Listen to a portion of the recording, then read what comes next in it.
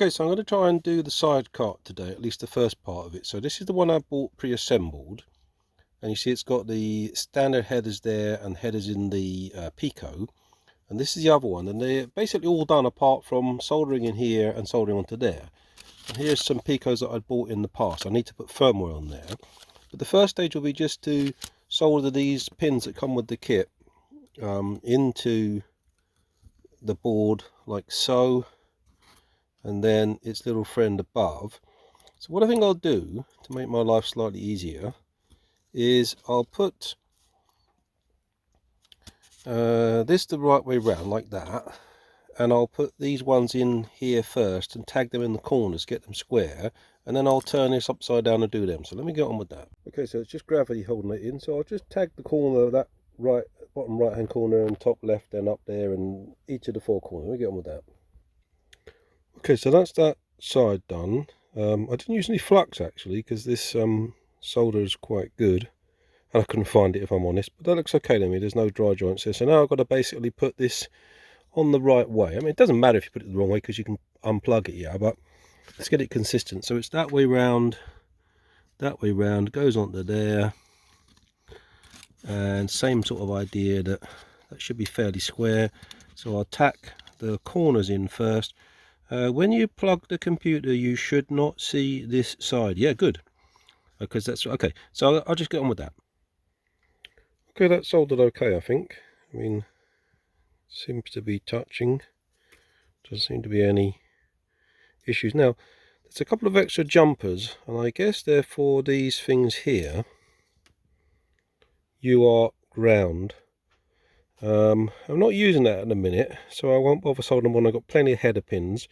So now what I've got to do is to go through the flashing process, because now they're looking fairly similar. So I'll go through the flashing process, put my stuff away first. Okay, thank you for watching. Okay, so to update, I followed these instructions here. I held down the bootsel, then the reset, then I released the reset, I released the bootsel. The thing's just plugged in here, hanging off. Up came a little drive. I downloaded the software there, the Sidecart. I dropped it on, and that was that. So what I'm going to do is I'll try and hold down the bootsel. Pause a second. Yep, so I'll hold down the bootsel, the reset. Let go of the reset, let go of the bootsel. There it is, come up, you see. And there's the file, info UF2, yeah. I don't know if that's enough, whether that's just an info. I mean, I don't even know what's in it. So have a quick look. That can't be enough, can it? So it couldn't have worked, yeah. Let me just check this. Oh yeah, Sidecart Pico. I picked that up. I've dropped it in like that. There you go, it's copying across. So maybe what it is that reset. I don't know. Because there it was there and then it disappeared, yeah. So let me plug this into the Atari and see what happens. Okay, I've got it plugged in. Let's let go of the reset button. And it comes up, push the shift button. There we go. Oh yeah, it's working.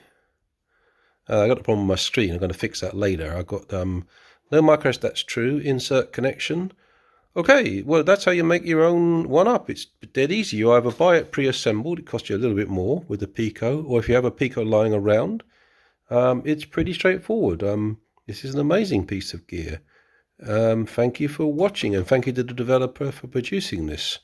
Hopefully my Spanish friend and I will be in contact with him to see if we can do any additional work. I haven't programmed Ataris professionally for years.